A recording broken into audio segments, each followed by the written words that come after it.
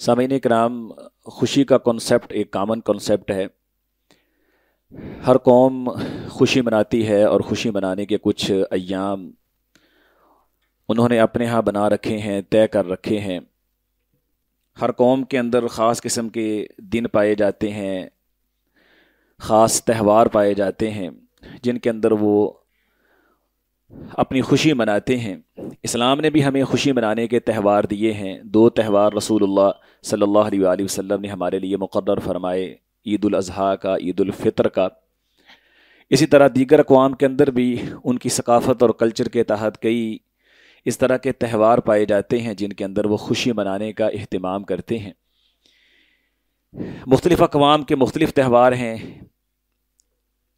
عیسائیوں کے بھی خوشی منانے کے کئی ایک تہوار ہیں جن کے اندر وہ اپنی خوشی مناتے ہیں۔ ایک تہوار ان کا ہے جو چند دنوں بعد آنے والا ہے، جسے کرسمس کے نام سے یاد کیا جاتا ہے۔ اس تہوار کو کرسمس کیوں کہتے ہیں اور کرسمس کا تہوار کیا ہے؟ بنیادی طور پہ یہ عیسیٰ علیہ السلام کی ولادت کی خوشی کا تہوار ہے، اس لیے اسے میری کرسمس کہتے ہیں، یعنی وہ تہوار جو عیسیٰ علیہ السلام کی ولادت اور پیدائش کی خوشی میں منایا جاتا ہے۔ ساری عیسائی دنیا مناتی ہے، البتہ عیسائی دنیا کے 2 گروہ ہیں۔ بعض لوگ اسے 25 دسمبر کو مناتے ہیں اور بعض 7 یا 16 جنوری کو مناتے ہیں، لیکن بہرحال عیسیٰ علیہ السلام کی ولادت کی خوشی منائے جانے کا رواج عیسائیوں کے اندر پایا جاتا ہے۔ زیادہ تر لوگ چونکہ اسے 25 دسمبر کو مناتے ہیں کرسمس کے نام سے۔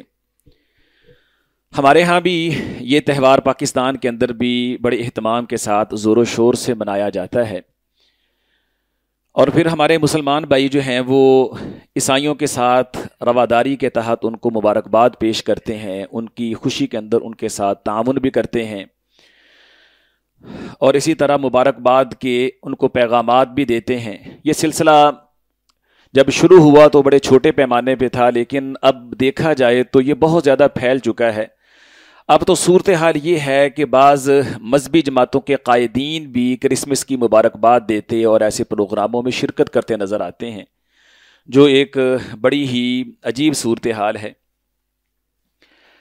سب سے پہلے ہمیں یہ سمجھ لینا چاہیے کہ یہ عیسیٰ علیہ السلام کی ولادت کا تہوار ہے کیا، اور عیسیٰ علیہ السلام کے متعلق عیسائیوں کا عقیدہ کیا ہے۔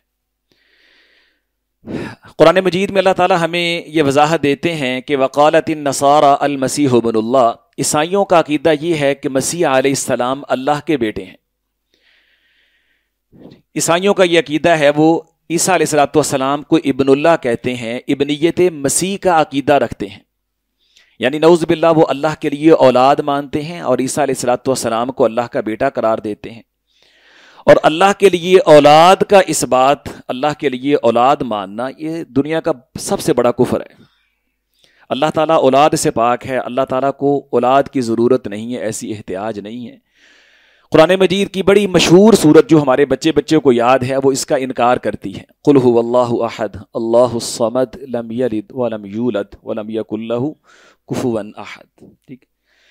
اور اسی طرح قرآن مجید کی دیگر آیات ہیں، اور یہ عقیدہ، یہ نظریہ، یہ فکر اتنی سنگین ہے۔ اللہ تعالیٰ سورہ مریم میں فرماتے ہیں تکاد السماوات یتفطرن من وتنشق الارض وتخر الجبال، اللہ اکبر، کہ اللہ تعالیٰ کے لیے اولاد کا عقیدہ اتنا سنگین ہے، اتنا خطرناک ہے، اتنا برا ہے، قریب ہے کہ آسمان پھٹ جائے۔ یتفطرن من وتنشق الارض، زمین شق ہو جائے، وتخر الجبال حدا، اور پہاڑ جو ہیں ریزہ ریزہ ہو جائیں، ڈہ جائیں، ٹھیک ہے۔ ان دعوا للرحمن ولدا، کہ وہ رحمان کے لیے اولاد ثابت کرتے ہیں۔ تو گویا عیسائی طبقہ جو ہے، کرسچین جو ہیں، وہ اس روز عیسیٰ علیہ السلام کی ولادت منا کر کے گویا اس بات کو سیلیبریٹ کرتے ہیں کہ آج 25 دسمبر کے روز اللہ کے ہاں بیٹے نے جنم لیا ہے۔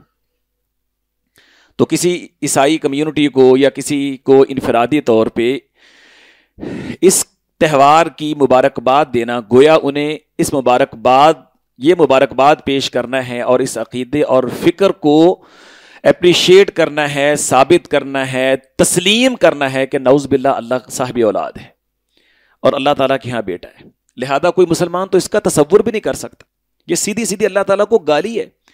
خود نبی کریم صلی اللہ علیہ وآلہ وسلم نے، صحیح بخاری کی روایت ہے، حدیث قدسی ہے، فرمایا کہ آدم کا بیٹا مجھے جھٹلاتا ہے، آدم کا بیٹا مجھے گالی دیتا ہے. ولیس لہ کذالک، حالانکہ یہ اس کو زیب نہیں ہے کہ وہ اللہ کو گالی دے، اللہ کو جھٹلائے.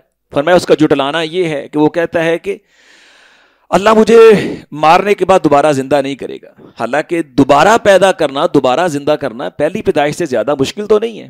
جس اللہ نے پہلی بار تجھے بغیر سکیچ کے، بغیر کسی نمونے کے پیدا کر دیا ہے، وہ اب تو ایک نمونہ موجود ہے، اب تجھے دوبارہ پیدا نہیں کر سکے گا، تمہیں زندہ نہیں کرے گا. فرمایا اس کا جھٹلانا دوبارہ زندہ ہونے کا انکار کرنا ہے. اور مجھ کو گالی دینا اس کا یہ ہے کہ وہ کہتا ہے میری اولاد ہے، حالانکہ میری کوئی اولاد نہیں. اللہ نے تو اپنا نسب نامہ، اپنا تعارف سورہ اخلاص کی صورت میں بیان کر دیا ہے. ٹھیک ہے، تو اللہ تعالیٰ نعوذ باللہ ایسے برے عقیدے سے بالکل پاک اور صاف ہے.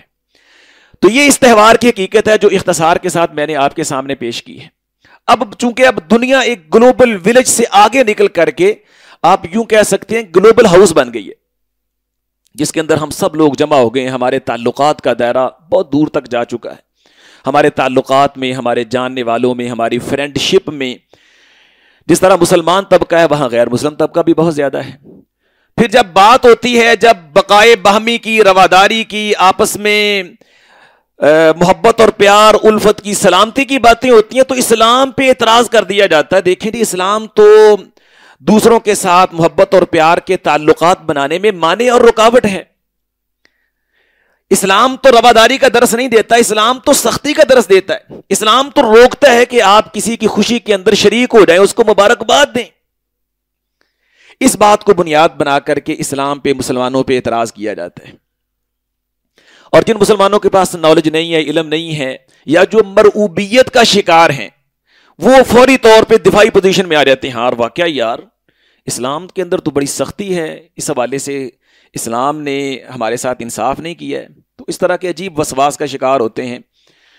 تو حضرات، اسلام سے زیادہ خوبصورت، اعلیٰ، پسندیدہ کوئی دنیا کے اندر مذہب نہیں ہے. جتنا انصاف اسلام نے کیا ہے، جتنی الفت، محبت، پیار، رواداری، بقائے میں باہمی وہ اسلام نے دی ہے، اللہ کے گھر میں بیٹھ کے کہتا ہوں دنیا کی کسی مذہب کے اندر نہیں ہے. آپ عیسائیت کے حوالے سے لے لیجئے، اسلام ہمیں نہیں روکتا، ہم اسلامی اصول و ضوابط کو ملحوظ رکھتے ہوئے غیر مسلم کے ساتھ تجارت کر سکتے ہیں، بیٹھ سکتے ہیں. اگر انہوں نے اسلام کے مطابق اپنا جانور ذبح کیا ہے، اللہ کا نام لے کے کیا ہے، ہم ان کا ذبیحہ کھا سکتے ہیں، ان کی پاک دامن عورت سے شادی کر سکتے ہیں. اللہ اکبر. پھر عیسائیوں کے جو مذہبی رہنما ہے، اسلام جو ہے ان کو بھی عزت دیتا ہے. عیسیٰ علیہ السلام، ان کی والدہ سیدہ مریم علیہ السلام، اللہ نے ان کی والدہ کو کتنی عزت دی ہے کہ مریم نام کی مکمل سورت، ایک پورا چیپٹر قرآن مجید کے اندر موجود ہے. جبکہ آپ پوری بائبل دیکھ لیں، آپ کو مریم نام کا کوئی چیپٹر، کوئی ذیلی عنوان آپ کو بائبل کے اندر بھی نظر نہیں آئے گا. ٹھیک ہے، اسلام نے جس قدر سیدہ مریم علیہ السلام کو عزت دی ہے، ان کو صدیقہ کہا ہے. ٹھیک ہے، ان کی پاک دامنی کی گواہی دی ہے، ان کو نبی کی ماں قرار دے دیا ہے. پھر ان کے بیٹے عیسیٰ علیہ السلام. تو اسلام تو ہمارا یعنی کہ نا، آپ کے یعنی جو مذہبی رہنما ہیں، قائدین ہیں، ان کے بارے میں ہمیں اس طرح کی باتیں سکھاتا ہے، اس طرح کی باتیں بتاتا ہے جو خود تمہاری اپنی کتاب کے اندر بھی موجود نہیں ہے. ٹھیک ہے، تو پھر آپ بتائیں کہ اسلام زیادہ بقائے باہمی اور رواداری کا آئینہ دار ہے یا تمہارے مذاہب ہیں؟ یقیناً اسلام ہے. اور پھر اگر ہم رواداری اور بقائے باہمی ہی کو لے لیں تو بھائی رواداری اور بقائے باہمی کے بھی کچھ اصول اور ضابطے ہوتے ہیں. آپ رواداری کے اندر جو من میں آئے، جو کوئی تقاضا کرے، آپ وہ کر تو نہیں لیتے، بلکہ آپ اس کے لیے کچھ حدود و قیود اور اصول اور ضابطے سامنے رکھتے ہیں. یہ کام مجھے کرنا چاہیے کہ نہیں کرنا چاہیے. مثال کے طور پہ میں آپ کو چھوٹی سی مثال دیتا ہوں. اب ہندو لوگ ہیں، وہ گائے کو گاؤ ماتا کہتے ہیں. ٹھیک ہے، گائے ذبح کرنے پہ وہاں ہندوستان کے اندر، بھارت کے اندر آپ کو پتا فسادات ہوتے ہیں، اب مسلمان شہید کر دیے جاتے ہیں. اب تو وہ گائے کو پوجتے ہیں، ٹھیک ہے، ان کا بھگوان ہے. اب آپ یعنی کہ نا بھی گائے ذبح کریں، گائے کے آپ بڑے خوبصورت اور لذیذ پائے پکا لیں اور آپ کسی ہندو کو دعوت دیں، ہم نے آپ کی ماں کے بڑے لذیذ پائے پکائے ہیں، کمال ہے، فضل دین سے پکوائے ہیں، ٹھیک ہے، بڑا اعلیٰ ٹیسٹ ہے، آئیں ہمارے ساتھ دعوت میں شریک ہو جائیں. ٹھیک ہے، وہ آپ کی دعوت قبول کر لے گا، کیا کہے گا؟ گالیاں نہیں دے گا، آپ کو برا بھلا نہیں کہے گا. اس سے جو کچھ ہوا وہ کرے گا کہ نہیں؟ حالانکہ آپ نے تو کھانے کی دعوت دی ہے اس کو، آپ نے اس کی بھوک مٹانے کا بندوبست کیا ہے، آپ نے تو رواداری کا ثبوت دیا ہے، لیکن اس کا ری ایکشن کیا ہوگا؟ وہ تو آپ کو مارنے بھی آ جائے گا. آپ کی رواداری اور ہے، اس کی رواداری اور ہے. وہاں وہ اپنے دین کو لے آئے گا، اپنے مذہب اور دھرم کو لے آئے گا. بھائی گائے کا ذبح ہمارے نزدیک تو بہت بڑا جرم ہے، تم تو ہمارے نزدیک انسان ہی نہیں ہو، ٹھیک ہے، میرا بس چلے میں تمہیں قتل کر دوں. وہاں رواداری کہاں چلی جائے گی؟ اسی طرح کوئی غیر مسلم عیسائی آدمی جو ہے وہ 5 اسٹار ہوٹل کے اندر یعنی خنزیر پکا لے، سور پکا لے، وہ تو کھاتے ہیں، ساتھ شراب کا اہتمام کر لے، مجھے یا آپ کو انوائٹ کرے ہم چلے جائیں گے. وہ کہے گا میں نے اتنا اعلیٰ کھانا پکوایا، 5 اسٹار ہوٹل کے اندر سیٹنگ کا اہتمام کیا ہے، اور اتنے یعنی کہ پیار اور خلوص سے آپ کو دعوت دے رہا ہوں، آپ نہیں آ رہے. تو رواداری اور بقائے باہمی کا تقاضا نہیں کہ ہم اس کی دعوت قبول کر لیں. کیوں نہیں کریں گے؟ ہم وہاں اپنا دین لے کے آ جائیں گے. بھائی ہمارے دین کے اندر خنزیر حرام ہے، شراب حرام ہے، ہم تمہاری دعوت قبول نہیں کر سکتے. بالکل اسی طرح جس طرح ہم ڈینائی کرتے ہیں کہ ہم تمہارے اس طرح کے یعنی کہ نا خوشی کے اندر، تمہاری دعوت کے اندر شرکت نہیں کر سکتے، بالکل غیر مسلم کا وہ مخصوص تہوار جس کے اوپر ان کے دھرم اور مذہب کی چھاپ ہے، شریعت ہمیں ایسے تہواروں کے اندر شرکت کرنے اور کسی بھی طرح اس کی مشابہت کرنے سے روکتی ہے. ہمارا دین کہتا ہے کہ بھائی وہ اللہ کے بیٹا ہونے کا عقیدہ رکھتے ہیں. اب اگر تم ان کے تہوار کے اندر شریک ہوتے ہو، تم گویا اس عقیدے کی تائید کر رہے ہو، اس کو تسلیم کر رہے ہو. ٹھیک ہے، اس لحاظ سے یعنی کہ نا یہ جو بقائے باہمی اور رواداری کو بنیاد بنا کر کے مسلمانوں پہ اعتراض کیے جاتے ہیں، یا اس کی خاطر بعض مسلمان کرسمس کی مبارکبادیں دیتے ہیں اور جذبہ خیر سگالی کے تحت ان کے ساتھ تعاون بھی کرتے ہیں، یہ بالکل غلط ہے. ٹھیک ہے، سلف صالحین نے اس بارے میں شدید سختی کی ہے اور فرمایا کسی کو کرسمس کی، غیر مسلم کے اس طرح کے تہوار کی مبارکباد دینا گویا ایسے ہے جس طرح صلیب کو سجدہ کرنا ہے. کیا میں اور آپ یہ پسند کر سکتے؟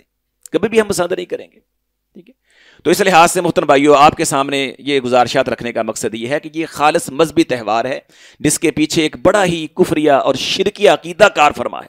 لہذا مسلمان ہونے کے ناطے ہمیں قطعاً یہ زیب نہیں دیتا کہ ہم ایسے تہوار کے اندر شرکت کریں، کسی طرح کا تعاون کریں، اس کی مبارکباد پیش کریں، یا کسی بھی طرح کا ایسا کردار ادا کریں جو اس کی تائید کے زمرے میں جاتا ہو. وگرنہ یعنی کہ ہمارا ایمان، ہمارا اسلام خطرے کے اندر پڑ جائے گا. تو اسلام اور ایمان پہلے ہے اور باقی چیزیں بعد میں ہیں. اللہ تعالی ہمیں سمجھنے کی توفیق عطا فرمائے. وما علیہ الا البلاغ.